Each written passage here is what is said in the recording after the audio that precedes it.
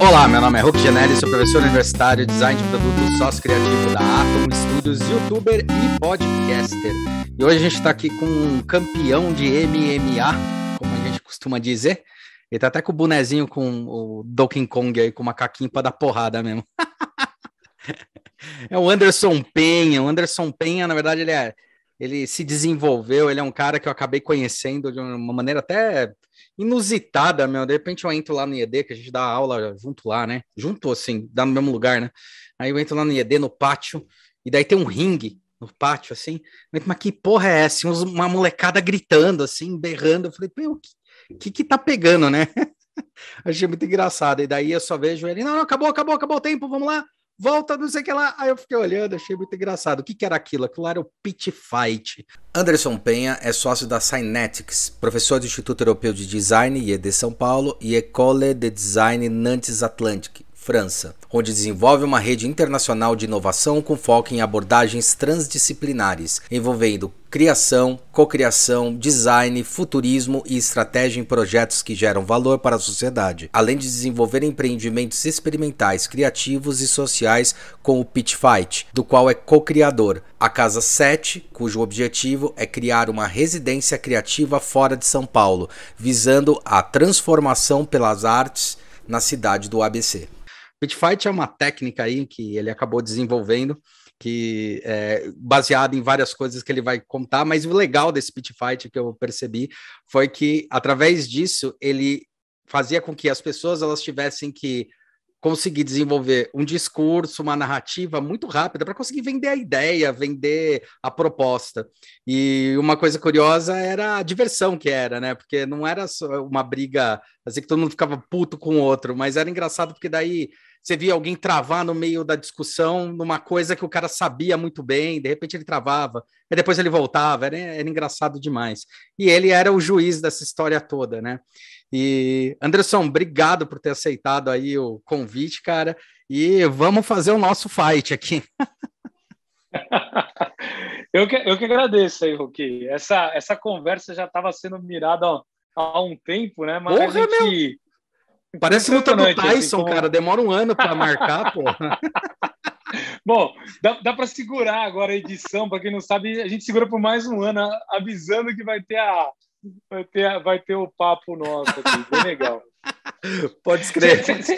Você sabe que você falar sobre MMA é muito louco, porque dentro desse contexto que a gente vai falar agora de criação, de ideias, apresentação, eu sou muito defensor do MMA dentro do sistema de criação, de inovação, por causa não do MMA enquanto luta, mas do métodos arts, né? Assim, o lance de você ser uma pessoa plural enquanto construção de multidisciplinaridade, eu até falo de transdisciplinaridade, mas de multimétodos, de multicultura, de multirelações, é um negócio que me chama muito a atenção.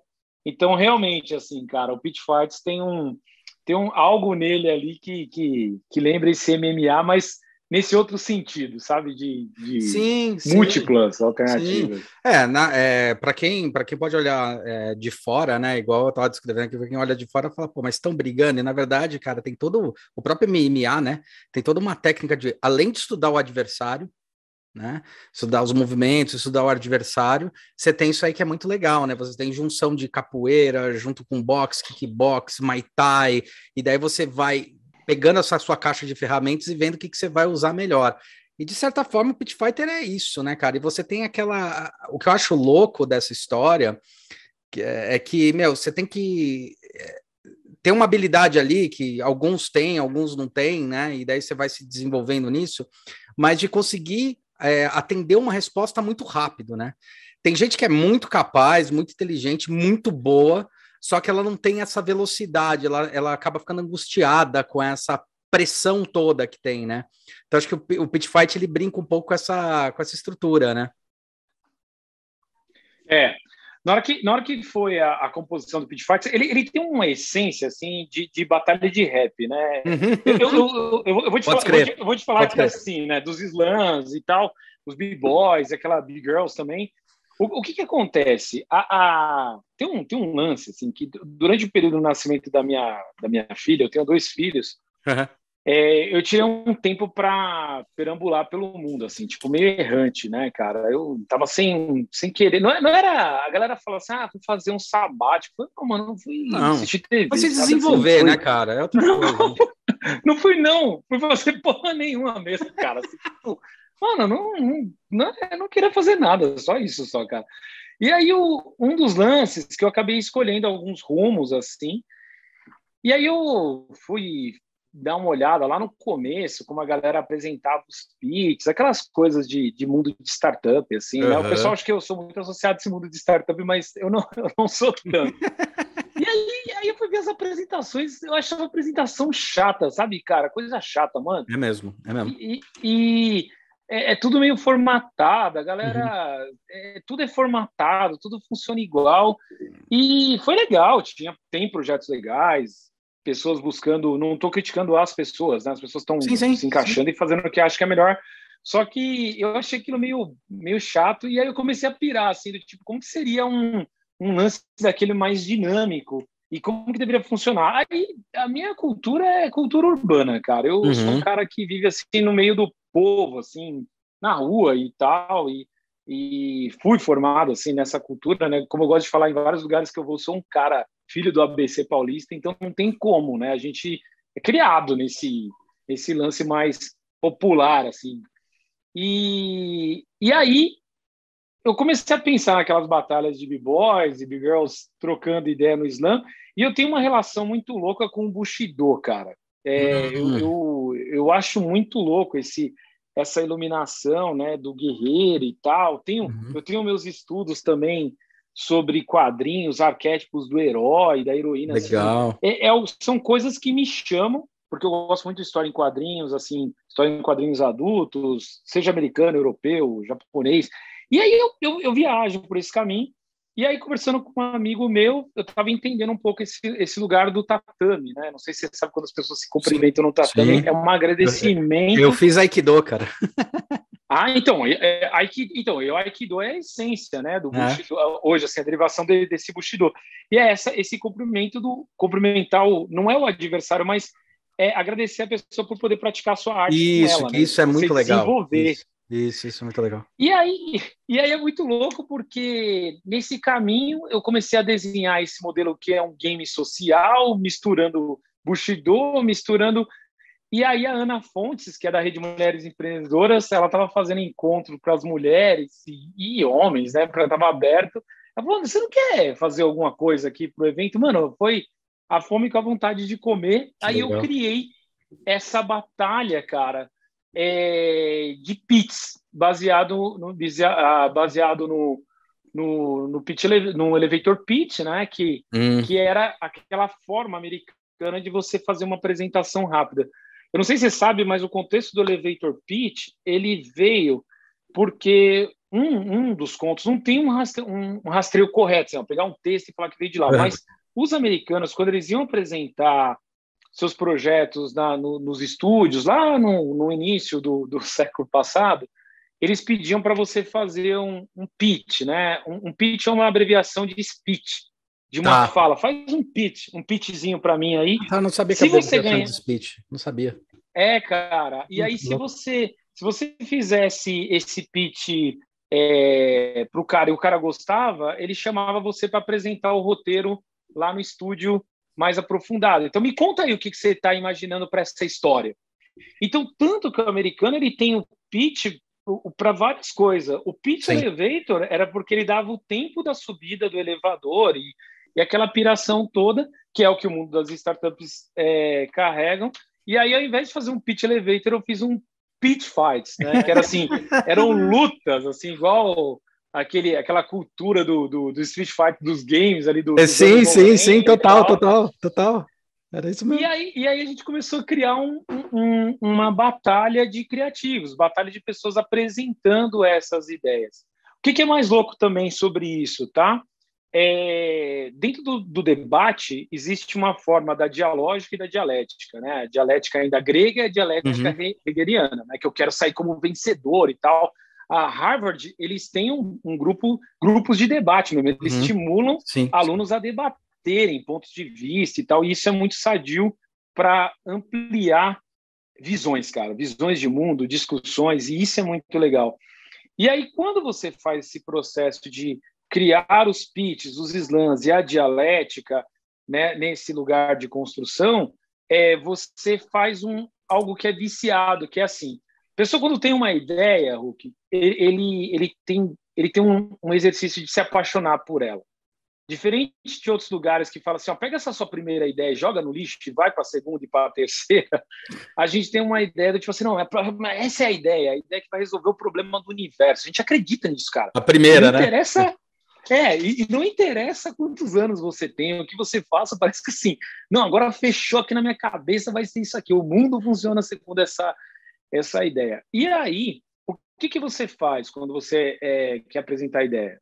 Se você é muito novo, você apresenta para os seus pais, né? Se você é mais velho, você apresenta para o seu cônjuge, e aí você apresenta para um amigo ou amiga próxima. Então, assim, pais e cônjuges vão falar assim para você, não, a ideia é da hora, legal, olha ali, olha que pessoa...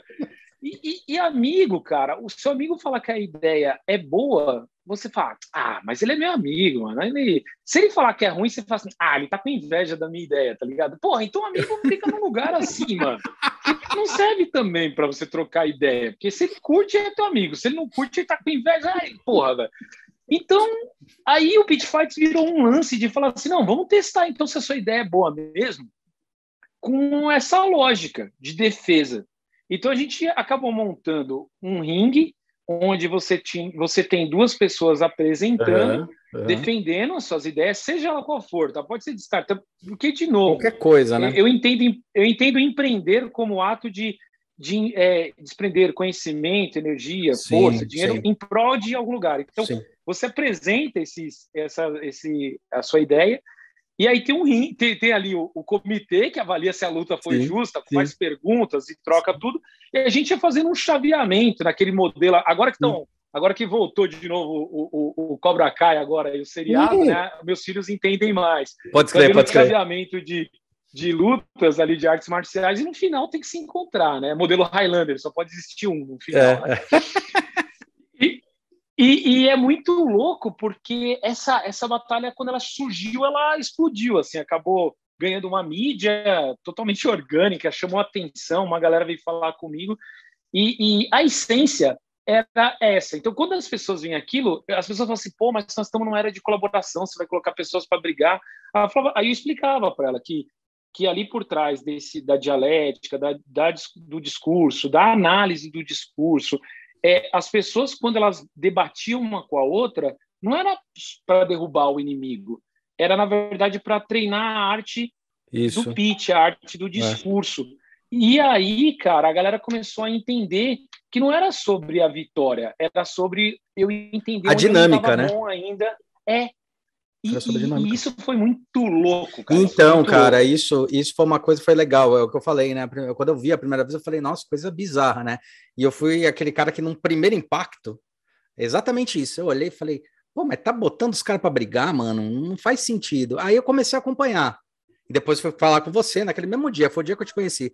E eu achei muito louco. Eu comecei a acompanhar, eu falei, peraí, cara, eu acho que a dinâmica não tá em brigar ou ganhar a melhor ideia, mas eu vou vendo, porque o que aconteceu foi uma coisa muito engraçada, que eu acho que eu estava acompanhando, acho que logo no começo, eu estava acompanhando e aconteceu um negócio curioso que fez eu refletir, que foi o grupo que acabou chegando lá nas finais e tal, eu via que o primeiro discurso da mesma ideia, a primeira vez que ele estava debatendo para a primeira ideia, estava muito fraco. O discurso não estava construído. E quando foi chegando no final, e principalmente no final, o discurso estava muito claro. Assim, ele estava conseguindo colocar de maneira mais clara, mais rápida, e eu lembro até que eu acho que era 3 minutos que você dava. Acho que era isso, né? 3 minutos, né? 1 minuto. Sim, dependia da rodada, dependia da situação, porque tudo mudava, cada cenário mudava né? As coisas, E daí eu lembro que eles fizeram tal, aí de repente uma hora eles ficaram quietos, porque eles já tinham discutindo tudo. Aí o outro foi tentar dar um embate, tá ligado? Eu falei, nossa, que interessante, cara. E daí eu entendi essa dinâmica como sendo, na verdade, uma capacitação da pessoa de conseguir falar num tempo, em cima de uma pressão, ou tentar falar o discurso muito bem alinhado dentro de um curto espaço de tempo. Até porque quando você vai entrar, assim, o que a gente fala, né, no mercado, a gente fala que você tem lá a reunião de 1 hora, 2 horas, né? Quem vai na reunião a primeira vez na vida acha maravilhoso ficar na reunião 1 hora e meia. Depois da 15ª reunião, você não aguenta mais. E tinha o pai de um amigo meu, aliás, um ex-funcionário, que agora até é sócio da Domus, lá do Rigueto, que é o Rodrigo. Ele falou que o pai dele tinha uma frase muito boa, e eu acabei usando essa frase, que ele fala assim, se você não consegue resolver as coisas de pé, para que sentar, entendeu?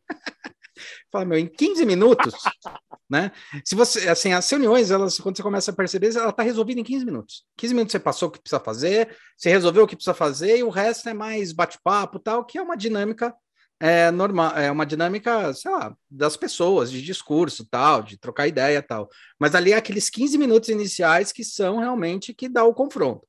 Você define os pontos de uma reunião, ou de um negócio, ou de até uma apresentação de projeto, até uma discussão sobre futuras coisas que vai fazer na empresa.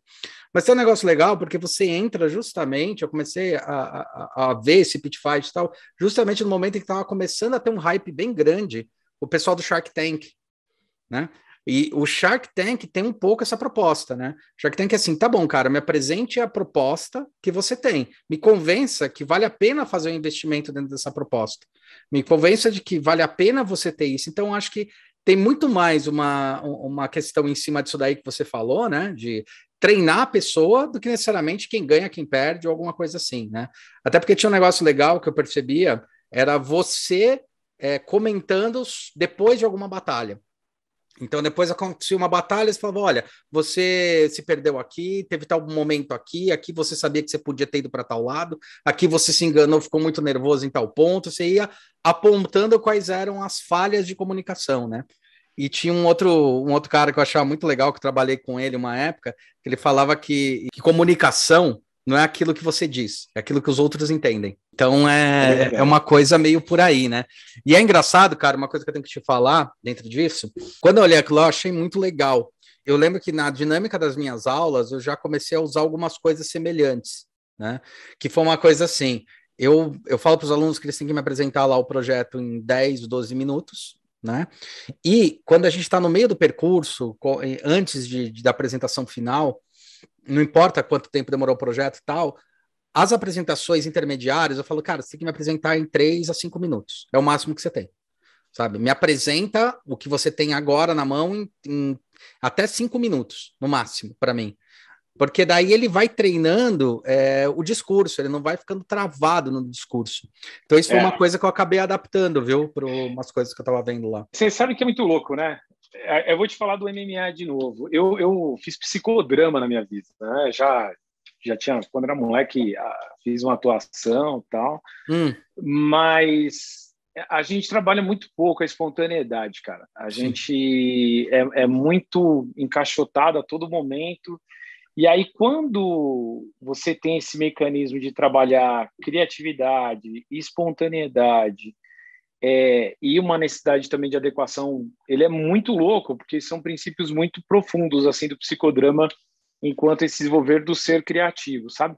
Uhum. E aí é doida essa história, porque depois eu fui conseguindo evoluir muito esse trabalho, a ponto, depois já tinha passado da Rede Mulheres Empreendedoras, aí eu recebi um convite de um professor da FEI, né, da Faculdade de Engenharia Industrial aqui do ABC.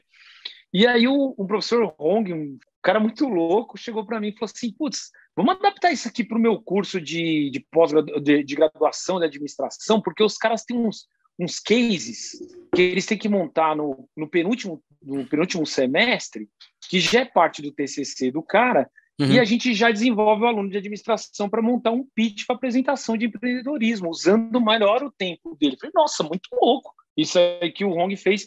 E aí a gente começou a adaptar, eu comecei a adaptar para uma lógica que dava nota final do aluno. E aí era muito louco. Só aí o grupo já entendia, pela lógica de mercado, que só um poderia tirar 10. Não quer dizer que eu sou adepto à lógica da escassez ou isso, aquilo, mas, cara, só o finalista poderia tirar 10. E aí os caras tinham que brigar pra caramba, porque assim, eu ia fazer um comparativo entre as todo mundo teve o mesmo tempo, teve o mesmo professor, teve as mesmas condições, então nós vamos comparar entre elas qual que seria o grande ganhador. E aí vinha dando-se feedbacks, e inclusive no final era parte desse trabalho eles fazerem as correções dos seus projetos para o TCC. Então, assim, cara, isso virou uma ferramenta didática, assim, muito monstro. E aí eu fui passar no Instituto Mauá de Tecnologia também, né? Tipo assim, você fez na FEI, faz na Mauá. Você faz na Mauá, faz na FEI. Os caras têm um lance assim. Sim, nem foi por causa da Cláudia. A Cláudia Faca é uma grande amiga Faca, minha, né? Coordenadora do curso de design da Mauá. E ela falou, vamos fazer aqui numa semana do design. Teve um pitch lá. E aí eu brincava com os caras assim, só que agora aqui vai valer nota. E eu sempre fiz assim, né? A nota que valia era dinheiro. Eu fazia é verdade. Eu fazia um exercício didático com os alunos, e eu sempre expliquei isso nas faculdades, nos lugares, que eu falava assim, se você quer que alguém ponha dinheiro na sua ideia, então você tem por obrigação de colocar o seu dinheiro primeiro. Lógico. Na verdade, o retorno vai ser de acordo com o investimento que você tem no real. Então, naquele começo lá do ecossistema de São Paulo, que hoje já está mais bem encaminhado, eu estava no início, lá em 2010, já temos 10 anos de ecossistema caminhado, agora já temos o Cubo, o InovaBra, o Google Campus, e vários outros estão surgindo aí. As pessoas queriam apresentar a ideia para investidor, mas não queria desenvolver a ideia. Eu falava, mano, isso não existe, sabe? E aí, no meio do jogo com os alunos, eu falava assim, não, para você entrar no jogo, você tem que pagar, sei lá, um valor hipotético, R$10. Eu colocava 50, R$100. Imagina, Hulk, sempre davam 8 times, em média. Eu tinha R$800 na minha mão. Ainda ficava zoando os professores, quem vai dar aluno por... Já juntei R$1.500, cara, em banca como essa.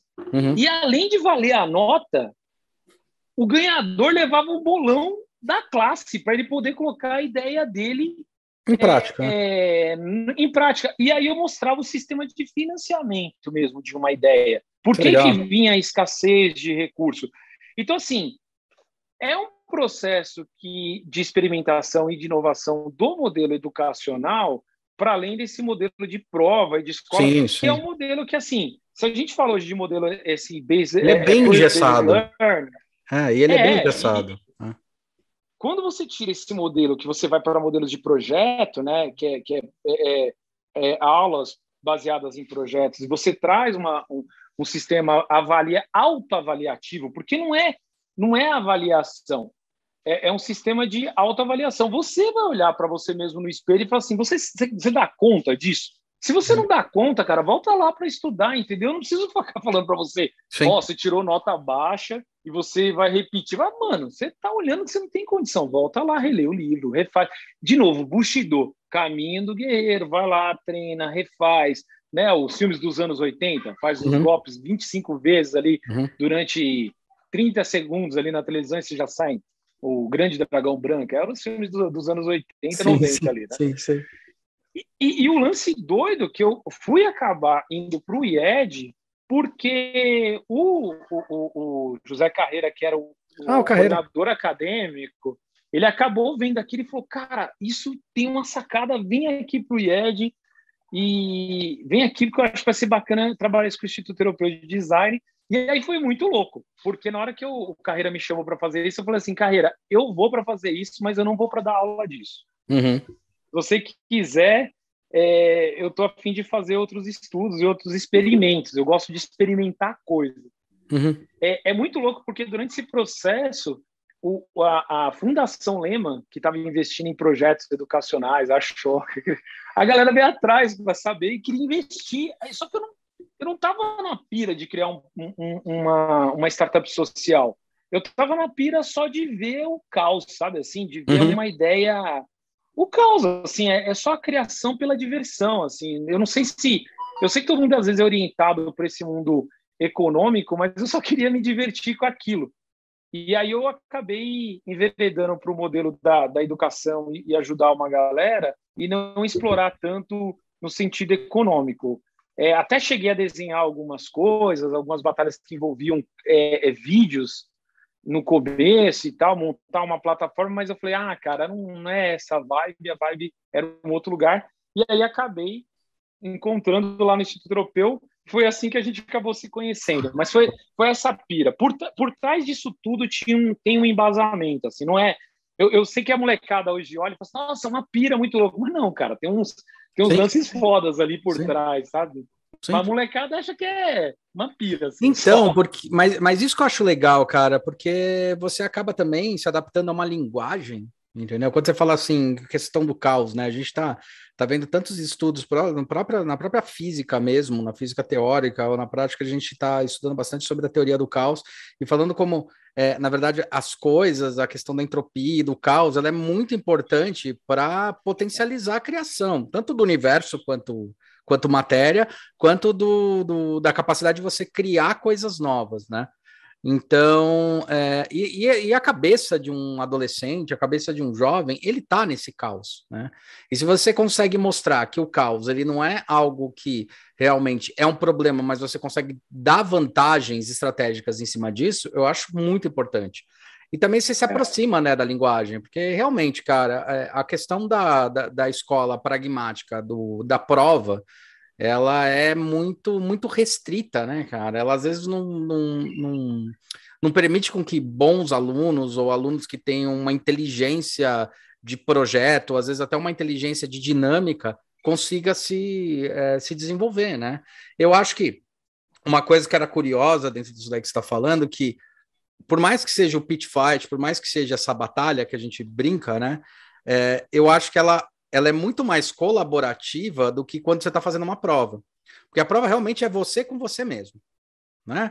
Você está ali e tal. No pitch, você começa a se desenvolver entendendo como você se comunicou. Um dos maiores problemas é a gente conseguir comunicar uma ideia, né? Aquela história de quando você está no começo de um projeto, tudo bem, você consegue comunicar para a pessoa o começo do projeto, isso eu percebo muito em vários projetos, ou de aluno, ou de cliente e tal. No começo você consegue comunicar facilmente, até porque está todo mundo na mesma pegada.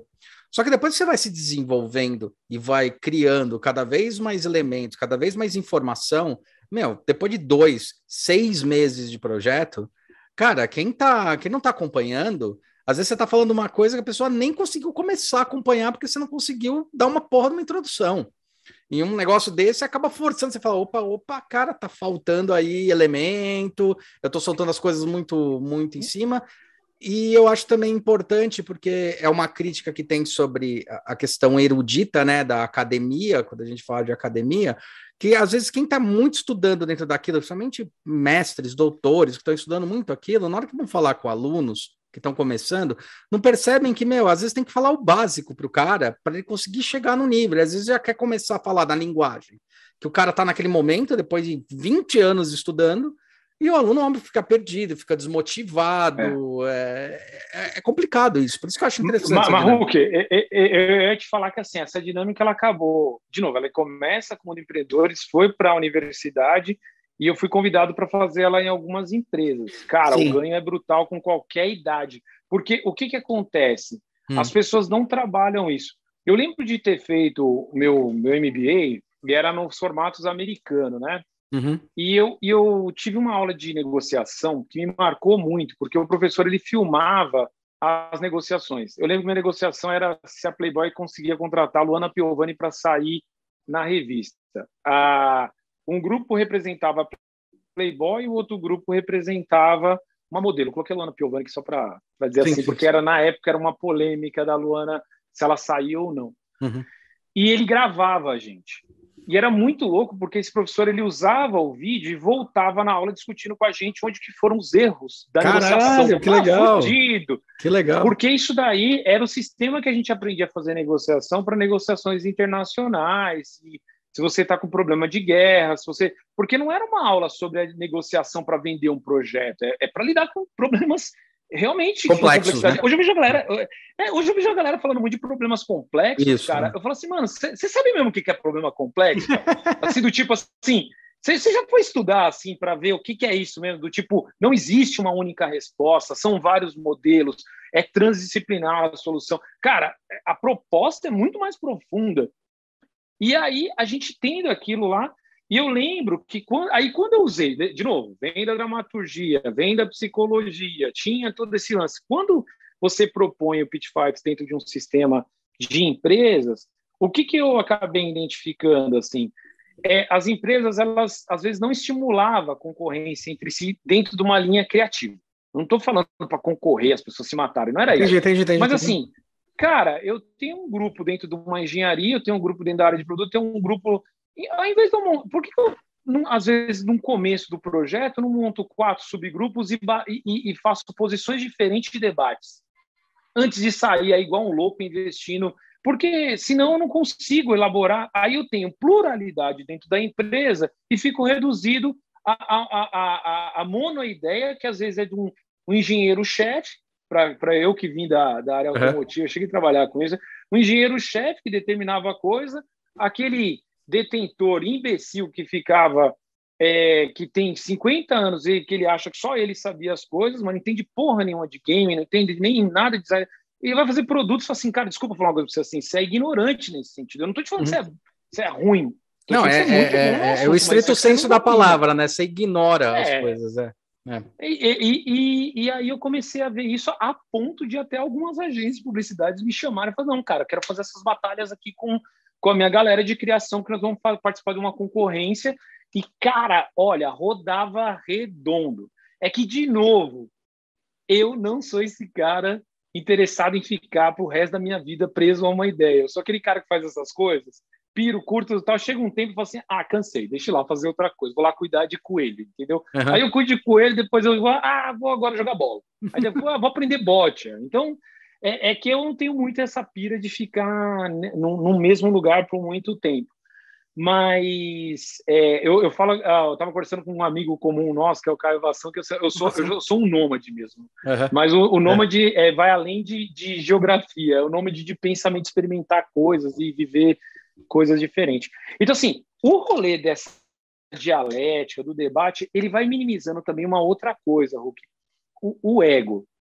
As pessoas vão começando a entender feedback, vão começando a entender que não é sobre você, mas é sobre melhorar a ideia. E aí, quando você vai conseguindo trabalhar isso com grupos de pessoas, você vai... E no sentido do humor que o Pit Fights traz, sim, ele vai te ajudando a lidar com críticas. Porque se você fosse duro para falar, igual alguém que está batalhando com você ali, te falasse as coisas na cara, você ia sair dali chorando, ia brigar, sim, ia arrumar inimizade. Brasileiro... não sei se é só brasileiro, os gringos também, depende do jeito que você fala, dá para uma briga, mano. Mas assim, e ali leva pro lado pessoal, né? Demais, né, cara? Só que o Pit Fights, ele dá uma invernizada, sim, no humor ali, que é o humor naquele alto nível, cara, que é o humor crítico, né? Então todo mundo sai dando risada, mas tá falando na verdade, né, cara? Assim, plá, plá. E isso ajuda demais, assim. Então, se você falasse assim, putz, você tinha o domínio de tudo isso, parte eu tinha, parte foi vivendo o experimento e parte foi refletindo sobre o que esse experimento gerou ao longo da coisa. Assim. É muito louco. É muito louco, cara. Sabe que numa dessas daí, uma dinâmica, uma vez que eu tinha aprendido, eu acabei exercendo com os alunos, que é bem semelhante à ideia, a gente dividia a sala lá em duas equipes grandes, né? E daí falava assim, agora você é a favor do aborto e você é contra. Daí eles brigavam lá e vinha, né? Eu tinha que bater no ombro para poder continuar falando. E daí, dava depois de uns 2, 3 minutos, eu falava, agora inverte. Agora você é a favor e você é contra, sabe? E daí as pessoas tinham que inverter a mentalidade. Aí começava a colocar algumas polêmicas para conseguir fazer esses treinos de embate. Mas interessante isso daí que você estava falando, porque tem uma coisa curiosa, né? Você estava falando sobre essa história de você ser um nômade, né? A cabeça de nômade, o posicionamento, ou seja, sempre também está testando e incubando coisas dentro da sua própria cabeça. E hoje você já deu um setup diferente, né? Hoje você está cuidando de coisas mais dentro do nível artístico, se abriu uma instituição. Como é que foi essa história? O que te levou até isso? O que você está fazendo hoje? Então, aí é doido. O Pit Fights, ele leva eu para ir para um lugar dentro do Instituto Europeu de Design para dar aula de design experimental. Legal. Que não é sobre design de experiência, que às vezes eu falo com a galera assim... Cara, não é UX, assim, gente, cara, pelo amor de Deus. Aliás, o designer que não faz UX não é designer, beleza? E era importante no design experimental fazer experimentos. E aí, quando eu conversei muito com o Carreira, na época, eu falei assim, o Carreira, eu sou um cara de experimentar coisa. E ele falou, não, então vem aí, faz essa proposta aí, né? E eu já cheguei logo de cara, assim, meu debut. Eu debutei no IED falando sobre o futuro da pornografia, né? E a gente foi... E aí, esse núcleo de estudo / pesquisa com os alunos no design estratégico, ele também veio meio que para desconstruir que design... Eu tinha uma impressão, e ainda tem, que design estrategista ele entrega para você tipo um PowerPoint. Todo mundo acha que o cara entrega um PowerPoint. O cara faz uma apresentação. Aí, e eu sou um cara que eu vim do design e da estratégia mesmo, né? Eu fui estudar administração para entender estratégia. E aí eu falo assim, cara, não, se eu quiser isso, eu vou pegar para um cara da GV, vou falar com um economista, né? Se eu for falar com um design que monta estratégia, não é sobre isso. Eu quero pensamento criativo dentro da estratégia. E aí eu falava muito com o pessoal que existe um lugar da estratégia quando você ainda não tem clareza, que você está montando hipóteses estratégicas, que eles são lugares muito bons para experimentação. Porque você não tem certeza daquilo, mano. A maior ficção que eu já vi na minha vida é um plano de negócio. Ou um negócio ficcional. O cara põe os números, sabe assim? O cara vai fala assim, não, põe ali para rodar ali, que você vai ver se um pouco ali para rodar que isso funciona. Testa, e aí né, cara? também, tem que testar, tem que prototipar. É foda isso, é foda. E tinha um lance do pensamento criativo que me incomodava muito, é que a galera começou a associar a prototipação com design thinking. Eu falei, mano, vai se fuder, cara. Tipo assim, desde quando você era criança, você já fazia carrinho de rolemã, você já prototipava. Sim. A engenharia já tinha ensinado. Aí os caras começaram a criar a canonizar, mano. Assim, os passos do design thinking. Eu falei, não, mano, isso aqui é pensamento criativo. Isso aqui, assim, se você pegar uma criança de 5 anos, você deixar ela criar, você vai ver que ela vai aprendendo por tentativa e erro. É natural do aprendizado, sabe? E aí o design experimental, esse negócio do Pitchfork e o design experimental, comecei a fazer isso com a graduação, porque eu fiquei 1 ano na graduação para entender a escola, depois eu fui só para pós, né? Porque eu queria viver 1 ano da graduação para sentir o IED. Ninguém entendeu por que eu dei 1 ano na graduação, mas foi para isso, para entender a mecânica, entender a sociodinâmica do IED, os professores, e depois só fiquei na pós, que me ajudou demais, porque eu entendi a instituição, que eu acho que é um outro problema de quem dá aula na pós-graduação que vem do mercado. O cara não entende os professores, o aluno, a proposta, e aí ele vem só dar as aulas do que ele sabe, mas ele não está relacionado com aquele meio. Sim, é um problemaço. E aí a gente começou a fazer vários estudos, assim, experimentos, assim, futuro da morte, futuro das religiões, futuro do afeto. E, cara, aí eu comecei a ter um lugar para fazer pesquisa, que eu acabei abrindo um blog no Medium chamado Design Experimental. Tem ainda? Todos os projetos. Tem, tá aberto. Tem, legal. Então vai estar aí embaixo, o link está aí embaixo, galera. Todo o projeto ele gera um experimento e gera registro dessas experimentações que eu aprendi em escolas na gringa, assim, que fui em Espanha, tal, no próprio Japão que fui fazer um trabalho. Eu acabei usando esses mesmos métodos para os alunos, porque eu sempre falava para o aluno, se ele tivesse na Royal College of Art, lá na RCA, em Londres, ele se mataria para fazer estudo. Se ele tivesse na Parsons, na New School em Nova York, ele se mataria. Por que ele vai fazer o IED aqui em São Paulo e não vai dar um gás? Ele tem que dar um gás, mano, para entregar as coisas, fazer pesquisa, entregar. Eu não vou diminuir, porque se eu estivesse na gringa dando aula, eu ia puxar a corda tanto quanto se eu estivesse em São Paulo. Não tem como passar um pano. E aí, nessas pesquisas, eu acabei me deparando com outro lugar, que as pessoas não estavam acostumadas a experimentar, cara. E eu não estava falando de dar certo, não, viu? Eu não tava, a aula não avalia a nota, assim, o projeto tem que dar certo no final.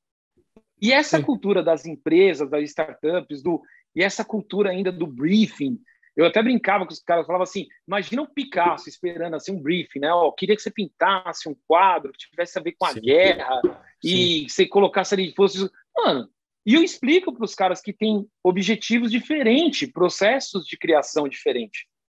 Processos de criação induzido, não induzido, sistemas abdutivos para te tirar do que está no comum, o que você é viciado e não para pensar. E a gente começou a discutir muito desse lugar dessa criação, criar para si, criar para o outro, criar para dentro, criar para fora. Tem até um livro de um cara chamado Amit Goswami, que ele fala muito disso. E aí você vai tendo esse olhar do processo criativo. E aí eu fui me aprofundando nesse processo criativo até que eu me deparei que as pessoas estavam com dificuldade de lidar com a produção criativa. Era muita gente falando de criatividade, falando de arte, falando de design, mas não apresentando porra nenhuma. E quando eu falo porra nenhuma, não era fazendo produto ou serviço ou site. Era qualquer coisa, a sua expressão enquanto design. Eu não estava sendo rígido nesse lugar. E o baixo domínio da estética. A filosofia da estética. A estética naquele sentido de Kant, de Bogart, do sentir, né, de trabalhar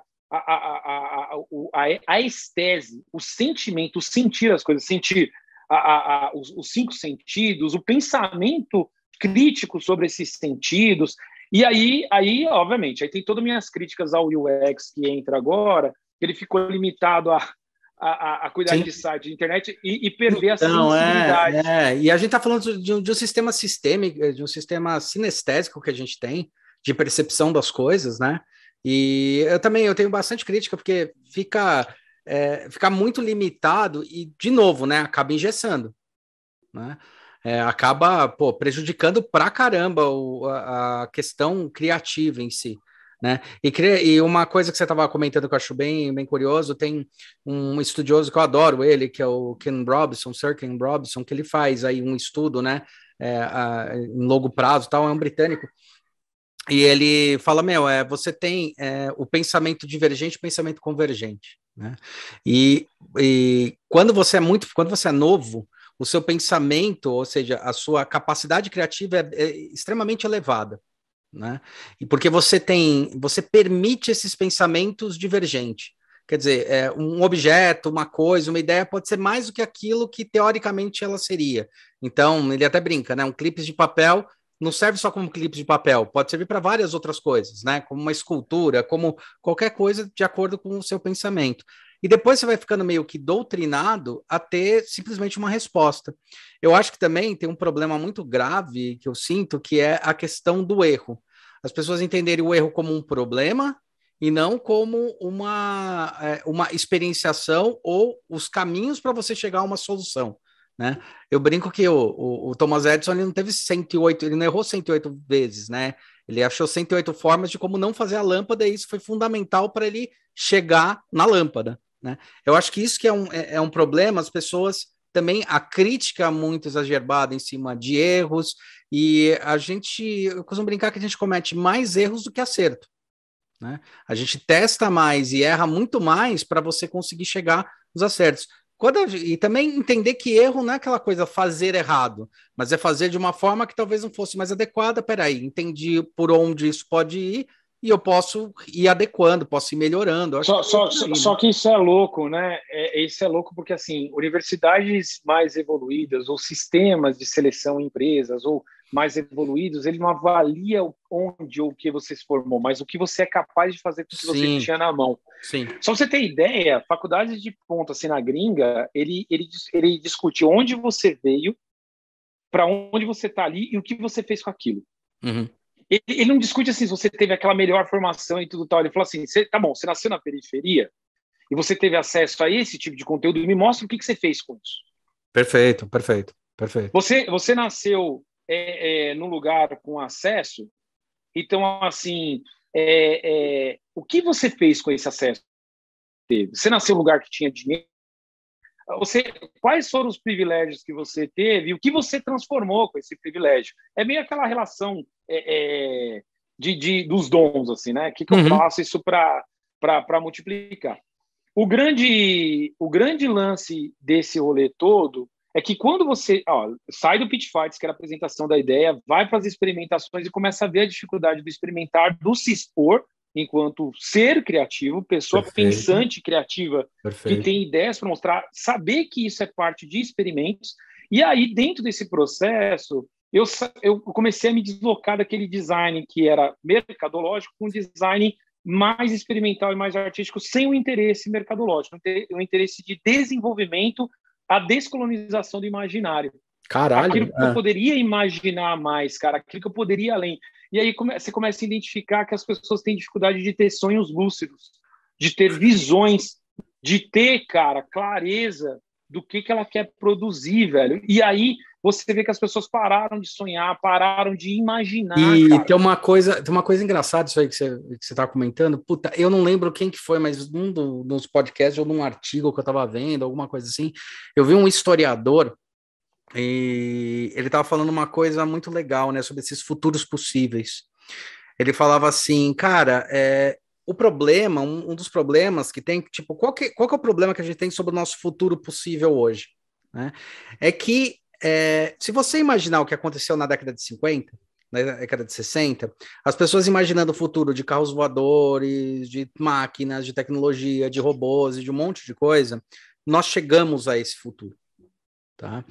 E ele fala, o maior problema não é que talvez a Terra esteja em caos. A questão é, qual é esse pensamento coletivo que está projetando esses futuros? Estão projetando sempre esses futuros como caos. Então, você vai chegar no caos. Então, era interessante porque ele colocava sobre isso, ele colocava sobre essa ótica. Se na década de 50 você cria um mundo mais desenvolvido e um monte de coisa, foi se construindo esse imaginário e foi tentando se chegar nesse ponto. Isso. E daí, hoje, as pessoas estão construindo aquele imaginário que é a terra destruída, que é falta de água, que é não sei o que lá, e você está gerando uma sociedade pensando neste assunto. Então, ele fala assim, não é uma questão de pensamento coletivo que vai influenciar, ele está falando é questão de futuros possíveis. Como eu estou pensando daquela forma, na hora que eu tenho que escolher um caminho, eu sempre vou acabar enxergando aquele caminho que é mais caótico, porque é isso que eu estou projetando para daqui 50 anos. Né? Então, eu achei interessante quando ele coloca isso, que ele fala sobre essa questão dos futuros possíveis. Então, mas sempre... Eu tenho um livro aqui em casa, chama The Future That Never Was. O futuro que nunca aconteceu. Uhum. Porque também a gente só conta a história dos futuros que foram imaginados e aconteceram, e aqueles futuros que foram imaginados e não aconteceram. E Perfeito. Por que não aconteceram? Perfeito. Porque, assim, ele é um exercício livre da imaginação. Aí lembra que eu te falei assim, eu já gosto de quadrinhos, cinemas, as coisas todas. Cara, tudo isso estava rolando na paralela. Essa é a beleza do MMA. Porque Sim. eu já tinha montado uma empresa inicial em 2012 com um amigo meu chamado Daniel Egger, que a gente criou a Fotico, que estudava o futuro lá em 2012, e a gente veio antes do mercado e se ferramos. E assim, e aí era muito louco, porque eu estava trabalhando no futuro, falando de pitfights, vivendo essa multilateralidade de pensamentos e junções, ela foi me dando muito a condição para fazer esse lugar do experimento. Perfeito. E aí você usa o experimento como essa descolonização do imaginário, mas eu descolonizo para onde, se eu não aprendi a imaginar? Nós estamos falando agora de 200 anos do bicentenário, né, da independência Sim. brasileira. Aí você fala assim, eu sou independente mesmo ou não? Porque assim, o que eu faço agora? Eu leio blocos de tendência que me dizem que é tendência, então eu sigo tendência ou dito tendência? Eu estou na moda ou dito moda? Uhum. E aí, a gente, enquanto cultura em desenvolvimento, nós temos ainda muito esse olhar para o eixo global norte. Sim. E aí o global norte sempre diz para a gente o que fazer, o que comer, o que falar. Eu brinco até com a galera que é assim. Os caras fazem uma lista de 10 lugares que você tem que ir antes de morrer. Meu, o cara não deixa você nem escolher os lugares que você pode fazer antes de você morrer. Você não pode, cara. Entendeu? Então, assim, esse modelo, ele vem desse lugar, dessa experimentação e dos usos e do erro. E aí você fala, será que é erro mesmo? Ou ele faz parte de uma cultura que, assim, pô, não fui selecionado para a capa da Wired, não entrei no IFE, não ganhei o compasso do ouro. Por quê? Porque, cara, ali é uma cultura, velho. Se o cara quiser, você participa daquela cultura, faz daquele jeito e você vai concorrer com um monte de outras pessoas. Se você não quiser participar daquilo, e se você quiser criar um novo modelo, alguém vai... Você não consegue nem se inscrever. Sim, você não consegue nem se inscrever, porque você fala assim, como é que eu cadastro? Ah, não tem a caixinha aqui. E aí o que eu comecei a perceber, Hulk, é que eu estava voltando para o design enquanto ontologia e não design enquanto especialização, porque era projetar, lançar-se à frente, né? O projetar, o conceber, o construir ali. E aí, quando eu comecei a viver esse lugar do designer, aí é onde comecei a achar uma resposta interessante para o design estratégico, que a mídia que você expressa a sua ideia talvez seja uma mídia de domínio. Você fala, sou design gráfico porque eu domino o bidimensional. Eu sou um design de produto porque eu domino o tridimensional. E aí, por eu ter a ênfase dessa linguagem, desse suporte, eu me apresento como detentor, formado nessa linguagem. E aí eu voltava para os caras e falava assim, você pode explorar múltiplas linguagens, não era nada novo, que a Bauhaus já fazia isso, sim. Vai testar tridimensional, bidimensional, os rituais, né? Hoje, quando eu vejo o design de serviço, eu falo muito da ritualística. Perfeito. E aí a gente começou a discutir muito esse processo da ritualística, do bidimensional, do tridimensional, e começou a colocar isso disponível publicamente lá no Medium como design experimental. Um dos projetos mais loucos que eu tenho, se você quiser seguir, para quem está ouvindo aqui, provavelmente vai estar nos ouvindo no Spotify. Se vocês digitarem aí, né, Futuro da Voz, é um podcast feito por alunos sobre o futuro da voz. A gente fez a voz narrando sobre o futuro dela mesma. Caralho. Uma metavoz. Uma metavoz, é isso que eu ia falar.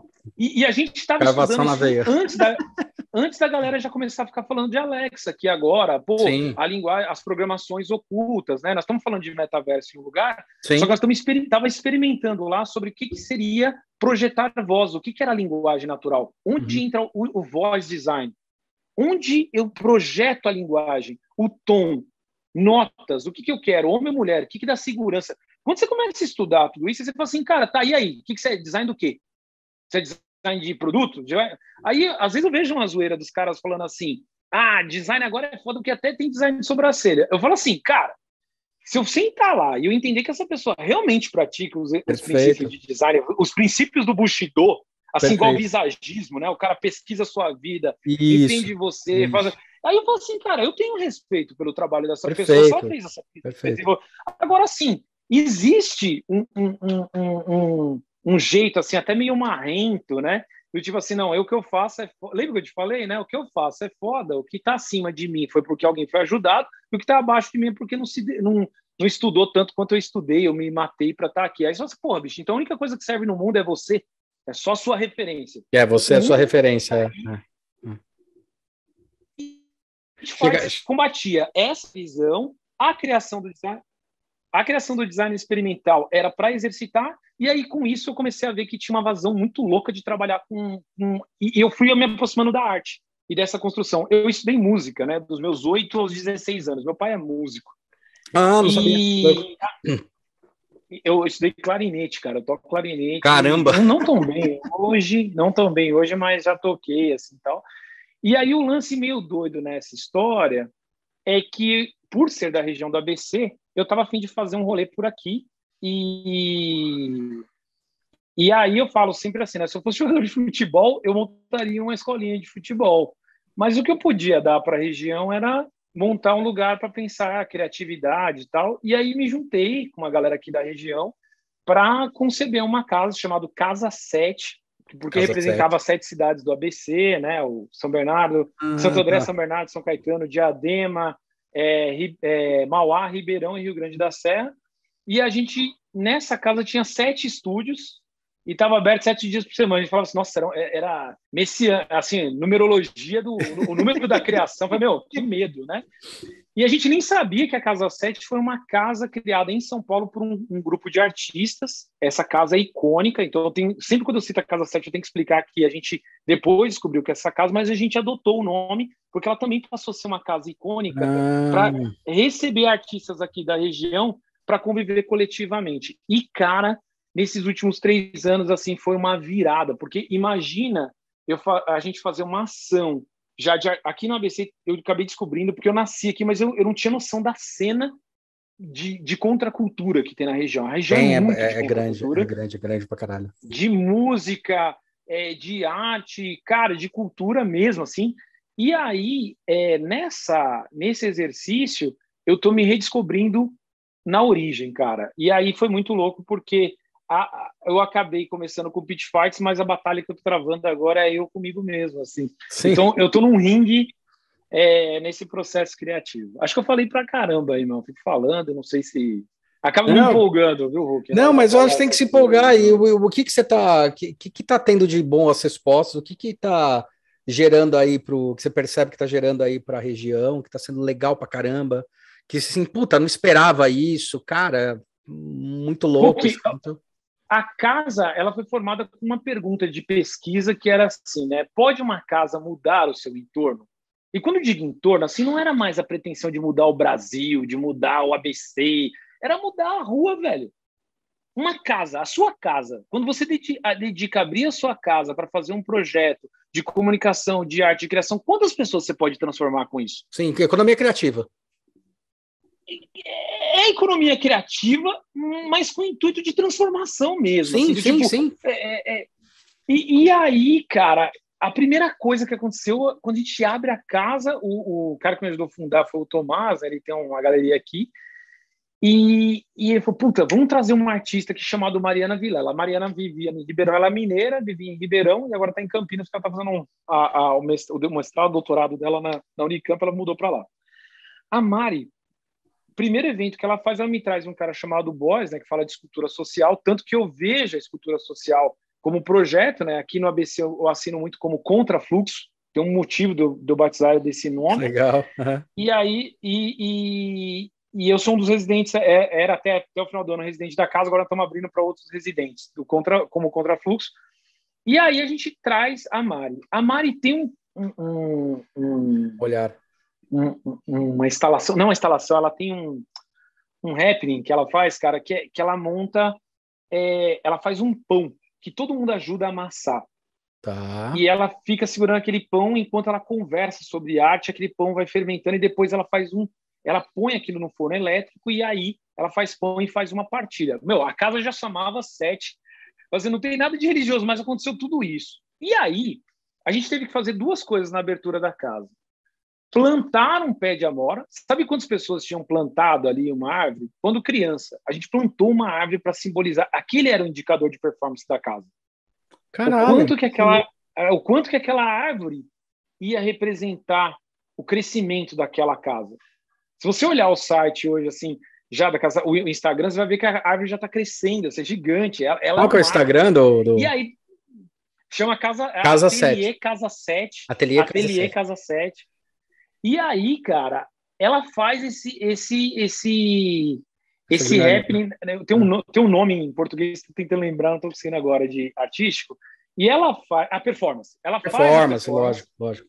E aí, na hora que ela faz a performance, aí ela fala assim, olha, vocês vão ter que sair para convidar pessoas da rua para vir aqui comer o pão que vocês estão... esse fermento, porque a casa simbolizava tudo aquilo. Então, assim, você está falando de valor, a gente fala no design, de valor simbólico, valor estético, valor funcional, a gente fala pouco de valor de culto, né, que é valor de obras de arte de culto e tal, Sim. Que deveria começar a ser falado, porque a gente tem valor de culto para algumas marcas, inclusive. Sim. Quando a gente fala sobre esse lugar, aí, ela naquele exercício simples, velho, sem falar, vou fazer uma jornada do usuário, vou fazer um mapa de empatia, sem falar, cara, vou fazer um painel morfológico. Cara, a mulher simplesmente faz.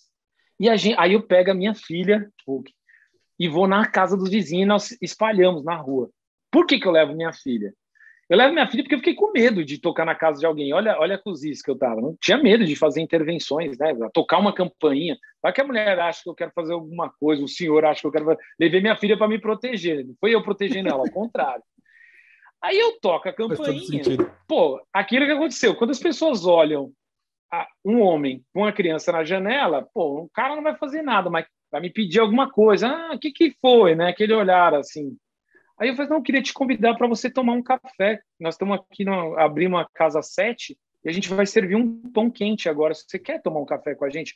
Hulk, isso desmontava as pessoas, cara. Com certeza. O cara falava assim, peraí, você veio na minha casa, você não tá me pedindo nada, você quer me dar... Não, isso é uma pegadinha. Eu falei, não, cara, tô te chamando para tomar um café lá. A gente não conhece nem... A gente reclama hoje das redes sociais, reclama de não ter interação, reclama de polarização. Fala assim, mano, você tá com raivinha porque o cara é polarizado? Vai lá trocar ideia com ele, porra. Ah, não, mas eu não troco ideia porque os pensamentos... É justamente isso que leva a uma guerra civil. É justamente isso que leva a uma guerra civil. A incapacidade de dialogar. Aí, cara, a gente saiu convidando todo mundo na rua. Cara, me arrepia. Quantos projetos você fala que você fala assim, meu, me arrepiei. O indicador não era quanto dinheiro eu ganhei, assim, me arrepiei. Isso fez sentido na minha vida. Cara, no final da tarde, as pessoas que eram para vir da rua vieram. Outras ficavam olhando do portão com medo de chegar. E aí você vê o efeito da arte, Hulk. O efeito da arte sendo o papel transformador que ela tem, que o design tem. E quando você faz um negócio de verdade, cara, de verdade, assim, não interessa se você vai escrever aquilo para um prêmio, se você vai ganhar dinheiro, você vai fazer assim, eu vou fazer isso aqui, cara, porque isso aqui tem um poder de transformar as pessoas, o sistema de crença das pessoas, cara. E aí, na hora que ela faz isso, a gente serve a partilha do pão, desmonta todo mundo. Aí a gente foi recebido na rua em outro lugar, cara. Em um outro lugar. Uhum. Hulk, em um outro lugar, velho. Aí a gente começou a abrir a casa para trazer artistas, fazer shows, eventos, tudo ali, cara. E aí a gente foi seguindo na rua como um grande lugar de criar um clima. Isso em 2019, né? Pré-Covid, deixar isso bem claro. Uhum. E a gente abre a casa para receber alguns artistas e aí começa, cara. Vinham alguns artistas que já tinham feito coisa na gringa, mas estava sem oportunidade agora. E o ABC, como uma região industrial, discutindo para além da indústria, a indústria Perfeito. criativa, não é a economia, mas pensar tudo isso, a produção do pensamento criativo. E aí eu começo a descobrir que tinha uma rede aqui ferrado. E aí outra coisa que foi me levando foi que eu comecei a descobrir artistas ferrados. Por exemplo, assim, hoje a gente já foi conhecido como lugar do rock aqui, né? O ABC, punk rock e tal. Sim, eu te faço uma playlist chamado Músicas do ABC, hoje ABC Adentro, que está na minha playlist do Spotify, está aberto, pode ouvir lá. Cara, a gente está com um desenvolvimento de rap, assim, tipo um funk jazz, cara, aqui na região, feito na periferia. Puta merda, cara, num nível de qualidade, assim, absurdo, cara. Absurdo. Música instrumental com os caras cantando. Cara, assim, uma coisa linda de ver o que está emergindo do ABC que nem chegou no mainstream ainda. Nem chegou. Nem chegou, cara. E eu tô no status nascente, vendo essa galera se desenvolver, tô vendo a galera falar sobre arte e agrofloresta, discutindo toda a cultura que a gente tem do Cambuci plantada aqui nas tecnologias da floresta, que é desenvolvido na Mata Atlântica para o pós-balsa aqui em São Bernardo. Perfeito. Cara, estou numa discussão agora do movimento do bicentenário da subida do Caminho do Mar. Eu sempre brinco, né? Todo mundo gosta de falar assim, BC é meio interior. Fala, cara, não dá para ser interior porque nós estamos mais perto da praia do que a capital. Exatamente. E aí eu brinco ainda, falo assim, cara, o ABC é mais velho do que São Paulo, porque os caras passaram por aqui, fundaram aqui. Sim. Então, assim, a descoberta desse lugar de origem tem me alimentado enquanto criativo para reconhecer minhas origens, meus valores, e isso tem levantado ao meu desenvolvimento artístico criativo, porque eu não sou designer, né, cara? Eu nunca me formei, eu sou um designer de ofício, eu trabalhei como designer na montadora. Todo mundo queria trabalhar na montadora como designer, eu não sabia que isso era um sonho de consumo de um monte de gente, eu trabalhava e nem sabia, sabe, assim, falava, nossa, aqui é um sonho de consumo, e saí porque eu não gostava, assim, eu falava, mano, eu não gostava daquilo. Sim. E aí você vê que, assim, aí eu acabei abraçando muito o ser criativo, né, pessoas que queiram criar, seja com manifestações artísticas, manifestações do design, da arquitetura, até dentro da matemática, né? A gente pode olhar isso como arte e tal. Sim. Então foi meio que esse rolê. Então, assim, parte lá do Pit Fight, eu encontrei meu caminho do Bushido, assim, sabe, criativo. Comecei lá e vim nesse caminho ainda. Tem muito para desenvolver, mas eu sinto que eu segui esse caminho, cara. Cara, mas é legal porque parece contraditório, mas no fundo não é, né? Você fala, pô, vim lá do Pit Fight, depois vem, parece contraditório, mas não é, porque se você analisa qual o fator que realmente te levou para cada caminho, para a jornada, era assim, tá, como eu posso tornar potencialmente as coisas mais criativas, como eu posso fazer o enriquecimento intelectual das pessoas. Quando fala enriquecimento intelectual, não é de saber cada vez mais, mas com o que sabe, como poder potencializar com aquilo que sabe, né?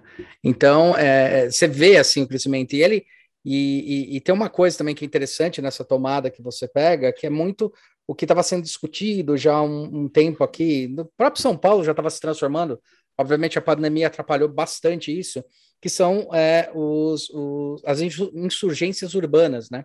Os movimentos insurgentes, né? Que assim, é a transformação do espaço pelas pessoas, mas o espaço público, quer dizer, a retomada da cidade no espaço público mesmo, né? Tinha até alguns escritores que falavam muito sobre o retorno à ágora, isso, retorno à ágora, né? Que é o retorno a isso daí, e de repente essas transformações locais, né? Então, assim, as cidades já começaram a se transformar, as pessoas começaram a se transformar. A gente está falando muito sobre o urbanismo, a gente está falando muito sobre que a vida das pessoas é que realmente ditam como é a organicidade das cidades, ou como é a organicidade das coisas, e não as regras que foram incumbidas anteriormente, né? E também acaba trabalhando muito um processo que é interessante, que é a felicidade, né? Existe existe até uma medição, né, da felicidade, né? Tem o PIB, que é de dinheiro, e tem como é que era o nome de felicidade? FIB. O FIB, a questão de felicidade, que é tipo, qual é o país mais feliz ou a região mais feliz, e está muito sempre relacionado a entender o valor do lugar que você está e como você pode transformar aquele lugar em um valor simbólico mesmo para as pessoas, né? É muito louco, porque assim, eu vi que tem uma linha do teu podcast, eu não sei se você percebeu, mas que você vai para place branding, vai falando sobre cidade, ele tá transitando muito no seu podcast, assim. Você vê que eu sou um cara que gosta de estudar, né? Fiquei ouvindo alguns podcasts teu e vendo o que era um comum ali e tal. Cara, se não for para nós, para quem nós vamos criar? Quando digo nós, enquanto ecossistema, né? De novo, não é nós enquanto indivíduos, não tem que pensar no todo, na parte e no todo. E aí a gente fala sobre nós as pessoas, os seres vivos, enquanto formação dessa urbis, né? Uhum. E a urbis não para urbano somente, mas a urbis enquanto convívio e relações. Hoje você vê que tem uma discussão disso sobre o metaverso. É engraçado. Sim. Eu estou mais inclinado ao estudo de multiversos do que de metaverso. Perfeito. Porque assim, se eu usar camadas, sejam digitais ou analógicas, para viabilizar caminhos, né? Você vê que hoje a gente aprendeu muito, assim, o que está acontecendo aqui agora? Nós estamos trocando uma ideia, você está num canto de São Paulo, eu estou no outro canto, a gente está conseguindo viabilizar isso com custo e impacto ambiental muito baixo, mas talvez esse seja o caminho da gente planejar, mas nós podemos executar num lugar comum. Então, assim, quando eu uso a linguagem de multiversos e não a construção de metaversos, que eu fique preso lá somente, não saia de lá, né? Tem um filme muito bom chamado Congresso Futurista. Se você não dormir no meio dele umas 2, 3 vezes, eu sempre falo que assim, filme cult você dorme umas 3 vezes. Aí você fala que você... Arca russa, né? Exatamente. Você assiste em pacote e depois fala assim, consegui. Aí você fala, pode falar, porque você assistiu um filme cult, você dormiu. Então, assim, na hora que... Esse filme, ele fala muito sobre isso, assim, né? Sobre a gente se perder no metaverso. Eu tenho cuidado hoje com as crianças ao meu redor, não de inibir a linguagem, mas de entender sobre multilinguagens. É interessante isso que você está falando, cara, porque eu acho, na verdade, que as pessoas está caindo no popular, está caindo na questão metaverso. Eu acho que tem uma coisa curiosa que eu vou percebendo na dinâmica da história, assim, que você vai percebendo, assim, que poxa, dando alguns resumos, né? Você vem aí o computador que se torna alguma coisa que todo mundo tem ali na década de 90, 10 anos antes é que ele estava começando a surgir, e depois se torna popular. A internet, que já era uma coisa que estava vindo na década de 90, até antes, dependendo de como você avalia ela, mas a internet como base, ela começa a ganhar força 10 anos depois, 20 anos depois, né? Eu acho que o metaverso, a gente cai na mesma questão, sabe? Eu acho que assim, agora talvez o termo tenha se tornado popular e as pessoas, nossa, metaverso, mas a gente já está um passo além. Porque isso aí que você fala de multiverso, assim, o metaverso ele não vem para substituir, ele vem para complementar. O que ele pode complementar, o que ele pode potencializar daquele universo que eu já tenho. Então, o metaverso, eu acho que esse é um problema quando a gente fala de grandes, quando a gente faz transformações em grandes camadas, em grandes núcleos sociais, quando você fala de uma sociedade como um todo, que eu acho que está nesse ponto, né? O metaverso, para a gente, ele já é claro que ele não é uma coisa a vir a ser, ele já é, né? Só que as pessoas estão começando a lidar com elas agora, assim, está caindo no meio público agora, né? A gente até brinca que o Mark Zuckerberg, ele tipo, nossa, ele acabou de criar o metaverso, não, cara, o cara só está fazendo aquilo que já está arranhando aí pelo menos há uns 15 anos essa história do metaverso. E quando você fala sobre multiverso, eu acho que faz mais sentido, porque assim, Metaverso eu tenho uma camada de transformação ao qual eu talvez não precise, assim como a internet mostrou, a pandemia mostrou, que a gente não precisa se deslocar tanto para ter a mesma capacidade de produção, até ter produções até melhores, sem precisar necessariamente ficar se deslocando. Então, peraí, então as duas podem conviver? Como a gente convive? E o metaverso é isso também. Onde ela pode conviver com o universo que a gente tem. Então, eu acho que faz muito sentido quando você fala de multiverso, porque você está falando, não é eu colocar o metaverso como um próximo nível. Eu coloco o metaverso como mais uma camada possível de interação, e não como a camada. Entendeu? Agora, aquela velha discussão, né, Hulk? Se a gente não resolver nossos problemas sociais e diferenças aqui na Terra, se a gente for para Marte, estamos fodidos, porque o problema vai acompanhar a gente não passou essa fase do jogo. Ué, a gente não conseguiu vencer. A gente não conseguiu vencer esse chefão. Então, assim, isso vai ser também levado para o metaverso. Entendeu? Sim. Por quê? Porque a gente não resolveu. Agora, eu até falo assim, cara, para quem acompanha as crianças jogando Roblox, o show do Travis Scott no Fortnite, o cara vem falar de metaverso agora, é uma piada. É uma piada. Antes, você tá no meio do teu, tá no teu nariz. Sim. Teu filho tá pedindo dinheiro para comprar Robux lá no Roblox e você não se ligou ainda que é dinheiro da economia real entrando nesse modelo virtual e fazendo um retento. Exato. Aí, Hulk, e aí o que tem é que assim... Os famosos loot box dos jogos. Então, eu vou falar do IED, porque assim, esse semestre que passou, eu assumi uma cadeira agora, além do design experimental, de tecnologias emergentes e futurismo, que eu estou meio que me reorganizando para chamar de cosmotécnica, né? Tá. Que a gente fala de tecnofantasia, tecnoarte, tecnocultura, tecnocracia, tecnologia em próprio dia, tecnociência e tecnoética. O que você trouxe aí é um estudo que falta para a gente chamado arqueologia de mídia. Perfeito. Porque, assim, a pessoa, para ver uma viagem, uma realidade, ela era induzida por um psicotrópico antigamente. Perfeito. Aí ela faz essa construção dessa realidade agora induzida por um óculos. Então, assim, quando você vai entendendo essa arqueologia de mídia, você vai entendendo que os verbos, eles estão contidos e eles foram mudando a forma. Que, de novo, é estudo da estética. Sim. Você tem o verbo enquanto... Aí você volta para o design, o verbo enquanto função, que é projetar verbos, e aí você começa a ver a estética enquanto a capacidade de tradução aquilo em multimídias, né? E domínio que você tem. Sim. Só que quando você vai falar sobre o aluno com isso, vai falar com o cara sobre tecnologia, o cara não consegue enxergar a leitura da tecnologia num povo originário, né? Porque o cara não entende a leitura do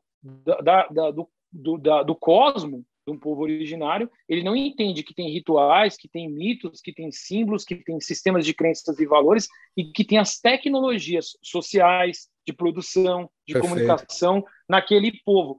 E aí, quando você vê isso, você fala assim, então, sobre formar, educar e construir, é assim, a gente está muito primário em fazer essas relações de depara na cabeça das pessoas. E aí parece que a gente vive uma tábula rasa, que todo mundo descobre tudo, mas, na verdade, aquilo já foi descoberto. Meu pai falava assim, o que houve, haverá. E eu começo a concordar com o velho, sabe? Porque, cara, a galera ele vai perdendo tanto no tempo e espaço que eu começo a propor coisas de 1803 e o cara fala assim, nossa, isso é muito novo. Cara, porque você perdeu o elo da história. Sim. E aí eu te mostro coisas do passado e é super novo. Por quê? Porque é novo para você. É o que está acontecendo agora, o efeito geração anos 80, agora com essa galerinha de 2020, ouvindo Smith, ouvindo The Clash, falando, nossa, e tem galera Van Fleet surgindo. Entendeu? E tem galera até indo mais longe, né? Tem uma turminha mais nova ainda, tá subindo lá dos 12, que tá ouvindo o Cole Porter, sabe? Tá ouvindo esses caras, assim, falando, nossa, quer dizer, tá indo, né? Eu costumo brincar, eu falo, é engraçado vocês gostarem tanto da década de 80, a década de 80 era muito feio, cara, a moda era muito feia, cara, as meias soquete por cima, mas é muito feio, meu, cabelo armado, mas eu brinco, mas eu acho que acontece um pouco isso, sim, mas também é interessante se a gente conseguir uma coisa dentro disso que você falou, assim, sendo bem pragmático e simplório.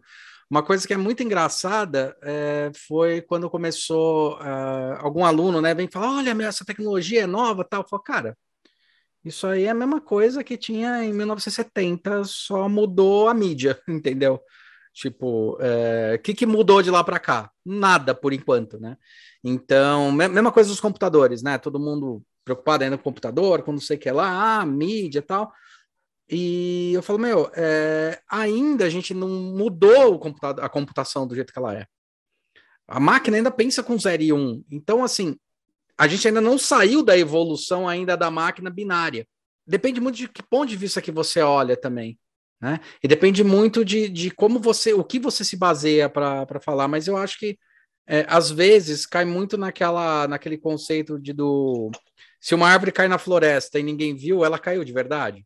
Tipo, eu acho que ainda o referencial mundo, ainda você é o centro, porque a sua observação importa. E você tem que entender que ela não importa, você é participante disso, mas não é ela determinante para determinar o mundo. Ela faz parte, mas ela não determina. Então, acho que eu acho que é o grande ponto. Mas aí você vê, né? Esses exercícios de egocêntrico e policêntrico que a gente tem para desenvolver, os conceitos midiáticos, e aí eu volto de novo com aquele ponto sobre arte e estética, né? Uhum. Quando você entende sobre a arte enquanto construção de um pensamento, a expressão, a produção e a tecnologia como o suporte para expressar aquilo, e aí você entende que existe low-tech, high-tech, aí você começa a ter domínio de mídia, porque o meio é a mensagem. Então, a mídia que eu escolho para expressar uma ideia também é parte de uma mensagem teoria da comunicação a ser construída. E aí você começa a ver uma discussão que é sobre isso, né? Sobre sustentabilidade. Eu não tenho como ser sustentável se eu não sou um ser que estuda e pensa de forma sustentável. Perfeito. Então, eu crio um projeto porque eu pesquisei, mas eu não sou. Eu lembro de estar conversando com um cara que foi entrevistado com você aí, que acho que vale a pena ouvir aí, o Christian Uma. Eu estou num projeto com ele agora lançando chamado Lixo Invisível. Eu falo muito para o Christian, eu falo assim, cara, eu estou vivendo as minhas mudanças para se tornar uma pessoa mais sustentável. Perfeito. Eu posso falar que eu reciclo, mas, cara, se eu não fizer essa mudança do jeito de pensar, como é que eu vou projetar coisas, sendo que eu só posso dar para o mundo aquilo que eu creio? Então, assim, tem um lance muito louco que a galera fala assim, o lixo é um problema de design. Eu falo, não, lixo é um problema de cultura. Design é muito menor do que a cultura. Design é fruto de uma cultura, assim como arte é fruto de uma cultura. Então, assim, se a sua cultura, seu sistema de crença não vê aquilo como problema, logo o design que você produz representa seu sistema de crença. Pô. E aí o cara fala assim, não, o design... Eu falo, não, cara, não coloca o design nesse lugar porque ele não é tão central assim como você imagina. Existem vários policentros aí enquanto desenvolvimento. Vários multiversos. Vários multiversos. E aí você vê que esse processo de voltar à origem, né? Eu falo muito com os alunos ou com o cliente de buscar projetos originais, voltar à origem, né? Não é de projeto singular, nunca visto por ninguém. Então, assim, não, cara, o que é a sua origem? O que você quer produzir de novo para você mostrar para o mundo algo original? E eu não sou xenófobo, tá? Assim, não ouvir o outro, não criar uma coisa. E é muito louco, porque ao tomar essa decisão já faz um bom tempo, assim, que, nossa, cara, vários projetos que eu estou fazendo na gringa, sempre sou chamado por causa da origem. E não é porque eu sei alguma coisa da gringa. Era muito assim, a gente fez lá pela Seminet, a gente foi fazer a visão de futuro e o planejamento de Abu Dhabi. Cara, o governo de Abu Dhabi chamou a gente para fazer a porra do negócio. Caramba, eu tô aqui, velho. O que eu tinha para agregar para o governo de Abu Dhabi, entendeu? Então, quando você vai achando esse projeto original, ou fazer um projeto na Colômbia, e aí eu sinto que quando eu estou na gringa, parece que eu tenho que ser o mais original possível do que ficar falando o que eles já sabem. Porque levar o que eles já sabem, cara, não adianta. Você vai competir com o quê? Vai falar com o quê? Vai mostrar o quê? E aí você vê que, de novo, né, como os povos originários estão muito mais além da gente do que a gente imagina, assim, porque eles já são a origem, cara. Sim. É um pitch fights interno, já sacou, né? Assim, por que do pitch fights? É uma luta interna, mano. Sim. Meu, a gente deu 1 horinha aí, um pouquinho mais de 1 hora. Você quer deixar um recado final? Quer falar alguma coisa? Hulk, continua fazendo o que você está fazendo, cara. É importante para nós enquanto sociedade. Se um tempo a gente registrava em paredes, em papiros, em pedras, eu acredito que futuramente, para daqui 100, 200 anos, a gente vai ter arqueologia de mídia que vão buscar o que era construído na sociedade por meio da fala, né, da voz, da escrita, e vão encontrar teu podcast lá. Tomara. Então, assim, eu sei que é um passo de cada vez, hora dá certo, hora dá errado, hora tem frustração, mas, assim, como ouvinte do teu podcast que eu entrei ali para ouvir, saí bem fascinado com algumas coisas e o meu recado final segue nessa luta aí, porque é bem interessante, cara, te ouvir. Beleza? Valeu, cara. Porra, recadão. Fiquei até sem graça. Tomara. Então, se você do futuro está nos ouvindo, saiba que a gente está no 3º ano e tem mais vários anos aí. E era assim a sociedade. Sim, nós não sabíamos, a gente ainda dividia o metaverso e o universo que a gente vive. E a gente está bem no final da pandemia. Para quem estiver ouvindo. Esperamos estar no final, né? Perfeito, meu querido. Valeu, Anderson. Foi um prazerzaço falar com você, cara. E, galera, não esquece de vai lá no nosso podcast.